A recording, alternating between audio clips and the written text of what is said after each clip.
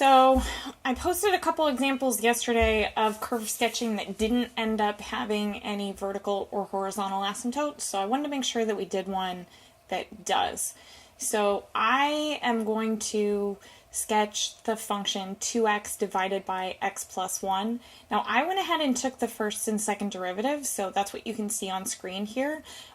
If you want to practice taking those derivatives and simplifying the algebra yourself, go ahead and hit pause right now and then try to take those derivatives on your own. Great, so now that we've got our function, our first derivative, and our second derivative, I want to talk about all the information that we can get out of each of those. So the first thing I want to look at is what we're going to get out of the original function itself. So from the original function, things that we can get are the domain and range. We can look at the y-intercept and any x-intercepts. We're also going to look for horizontal asymptotes and vertical asymptotes. All of those things, of all of those things, the y-intercept and vertical asymptote are actually the two easiest things to kind of look at the function and grab. So in terms of that y-intercept, so y-intercepts happen when we set x equal to 0, and if I set x equal to 0 here, and we look at f of 0, the numerator is going to be 0, and the denominator is going to be 1, and 0 over 1 is 0. So the origin is our y-intercept. That is also our only x-intercept, and the reason that I know that's my only x-intercept is I'm going to look at the numerator only when I'm finding those x-intercepts. What's true when the denominator is equal to 0? Well, that's where we're going to look for those vertical asymptotes. So our x-intercepts, check the numerator. And in this case, that means that our only x-intercept is happening when x equals 0. Next up, in terms of easy-ish things to do, I'm going to skip the domain and range for a second, because I actually think it's easier to look for domain and range after we've got our function going, or rather after we've got our graph going. So vertical asymptotes, we're going to look where the denominator is 0. So in this case, that means we are looking at x plus 1 being equal to 0, or x equals -1. It isn't enough just to look at where the denominator is 0. Technically, this can happen a couple of ways. One is that if we have a hole in the graph, our denominator would be 0, but that would mean that we'd have a factor that canceled out. If our denominator is 0 and there isn't a factor that cancels out, it is most likely a vertical asymptote. However, I like getting all of my points, which means really we have to do the limit. I am going to attempt to write out the limit with a pen here, so we'll see how it goes. So we're looking at the limit as x approaches -1. And we got our function in here, so 2x over x plus 1. And the first thing we're going to try with any limit is to plug the number in. So if we plug -1 in for x, then I'm going to end up with -2 divided by -1 plus 1. Which means we've got -2 divided by 0. And we've talked about this in co-class before, but if we've got a number divided by 0, this has something to do with positive or negative infinity, and we need to take that 0 and think about approaching from the left and from the right. So I'm going to go ahead and switch this over here to say from the right-hand side.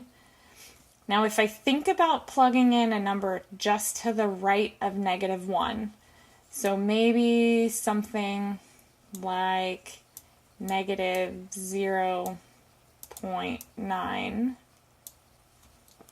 and I think about plugging in that 0.9 right here, then the denominator will actually end up being a positive number, which means this vertical asymptote is headed to -infinity from the right-hand side. We're going to repeat that whole thing, but go from the left. So I'm going to save myself a little bit of typing here and say I've got a limit as x approaches -1.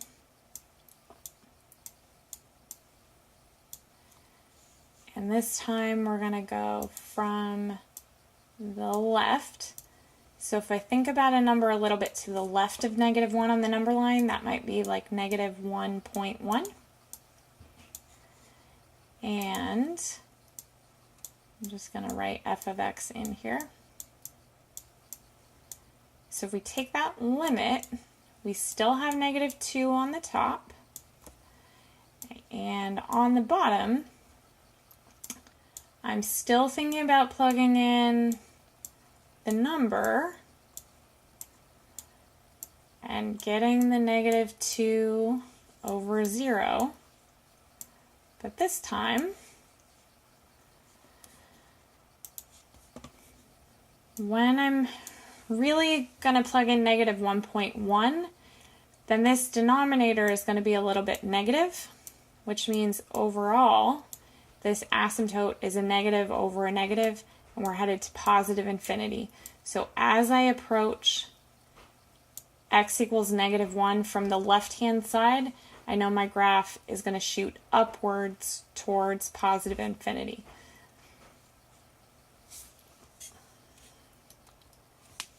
That's pretty much all I'm going to get out of those particular limits.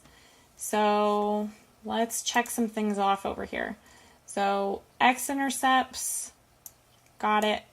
Y-intercepts, got it. Vertical asymptote, got it. Okay, so horizontal asymptote.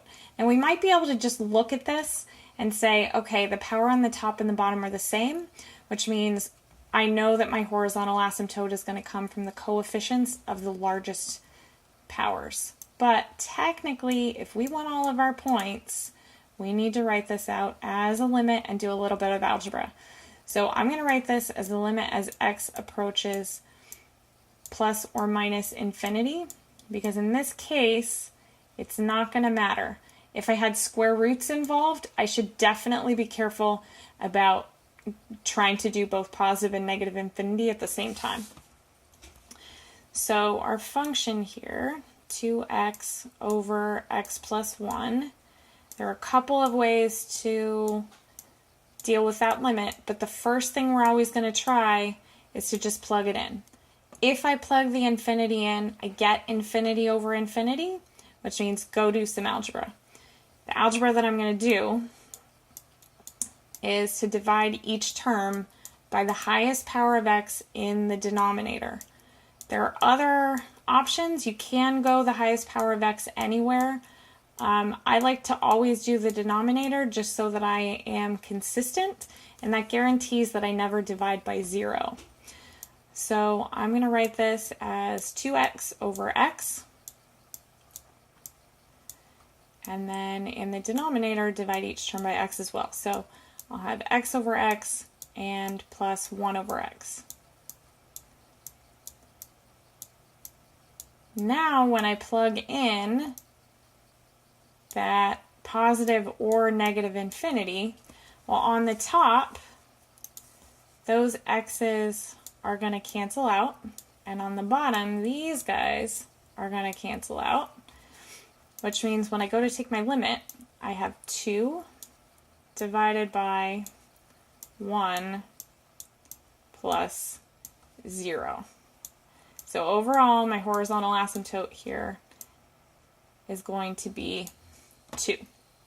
So just from all of that, I want to go ahead and get a start on our graph. So I'm going to switch over to page 2.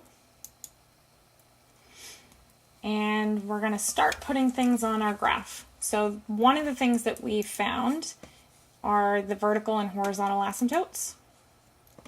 So let's pick a color here. I'll go gray for the graph, I guess. Or rather gray for my asymptotes. So we found a horizontal asymptote at y equals 2. And we've got a vertical asymptote at x equals -1. So I'm going to go ahead and put both of those in on the graph. Now, other things that we figured out just from the function were that we've got a x and y intercepts are the same, and I'm trying to fill that in. X and y intercepts are happening at 0, 0. And that was the only real point that we had on the graph. Now the other thing that we know, if I switch back to page 1 here for a second, we know that as we approach -1 from the right-hand side, we should be going towards -infinity or down on the graph. And as we approach from the left-hand side, we should be going up on the graph. So switching back over here, I know that from the, I've already forgotten, from the left-hand side, we should be going up. And from the right-hand side, we should be going down. So from the right-hand side, okay, that makes sense. Given that this is where our asymptote is, it makes sense that we should be headed down over here. So I can go ahead and actually fill in that part. And then over here, from the left-hand side, we were supposed to be headed up. So I can fill that part in too. Now what I don't know is happening, I don't know what's happening anywhere else on the graph. But if we bring in our friend calculus and we think about the first and second derivatives, that's going to give us a sense of where we're increasing, decreasing, concave up, concave down, so that we can find those relative max and mins. So let's go back to our list over here and back to thinking about what information we can get out of each of the derivatives. So from the first derivative, we can tell where our function is increasing and decreasing, which means that we can get the relative max and mins out of this. And for our second derivative, that's going to tell us where we're concave up and concave down, as well as find any possible inflection points on the curve. So let's work with that first derivative for a second. And I'm just going to go ahead and copy that and get us a new page. So this page, we're going to work with the first derivative. So looking at that first derivative, there is only one critical number from this derivative. Now I say it's a critical number and not a critical point because the critical number is x equals -1, and we know that x equals -1 is a vertical asymptote, which means it can't be a critical point. There is no point there. So it's a critical number. Apparently I can't type, just like I can't write on the board in class. Asymptote, good enough. 1s, asymptote is a critical number, not a critical point.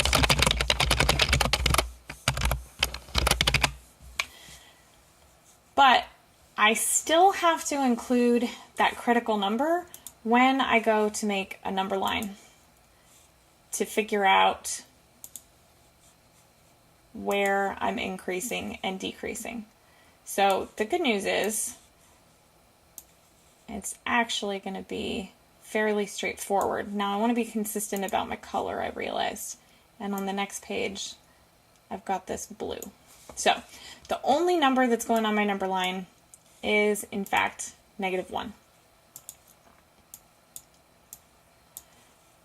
So now we've got to think about, if I plug in a value greater than -1, let's say x equals 0, to the derivative, is my derivative positive or negative?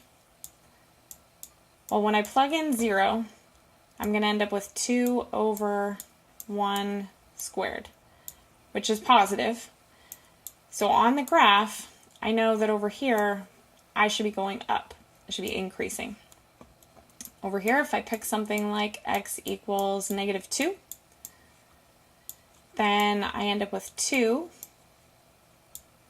divided by, and sorry, let me put that in here, that's f prime of -2 is 2 over -1 squared, which is also positive, which means my graph is going up. So my graph should be increasing everywhere. It has no max, no min. So we'll just make a note of that here, that our function has no relative max and it has no relative min. Let's go back to our curve, and I left us a spot down here. So thinking about that number line for the first derivative and drawing this in, so here's our x equals -1 line, and we got that our first derivative was positive over here and positive over here with no relative max, no relative min. We are actually able to finish our graph off now. Because I know that this is only increasing and I have to hit this horizontal asymptote, it couldn't possibly come above the asymptote and back down. I would have another place where the first derivative was equal to 0 if that happened. So I already know this is going to look something like that, approaching that asymptote, and this is going to look something like that, approaching that asymptote. So my graph is done.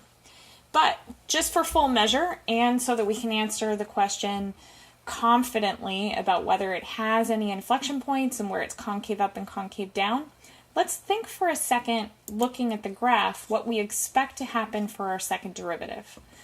So everywhere on this side of the graph, our curve is concave up. So I'm expecting that second derivative to be positive everywhere over here. Now here's our vertical asymptote, so we're expecting that to be a critical number of our second derivative as well. And over here, although my graph is a little wonky, I know that this appears to be concave down over here. So I'm expecting my second derivative to be negative on this part. So let's go back and take a look at what our second derivative was and see what happens. So our second derivative was, this is what I got, so hopefully you were able to get the same thing. I'm looking at -4 over the quantity x plus 1 cubed. I think I've got space on this page to look at our second derivative. So here's our second derivative, and if we go in and get ourselves a number line going for that second derivative,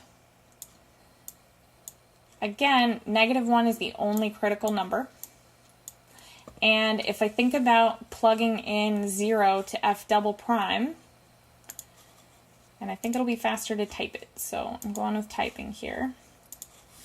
So f double prime of 0 looks like -4 divided by 1 cubed, which is decidedly negative.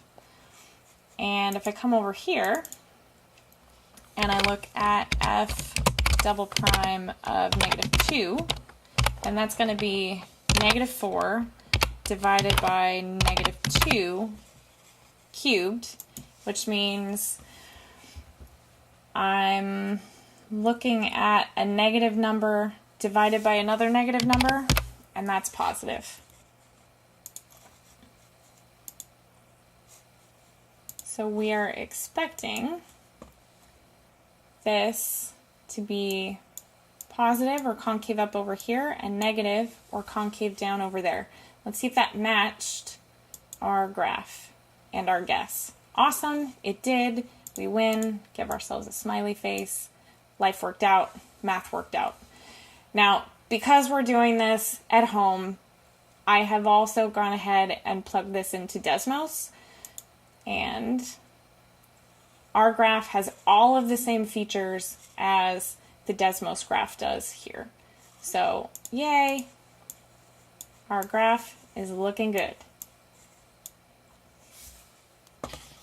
Thanks for watching.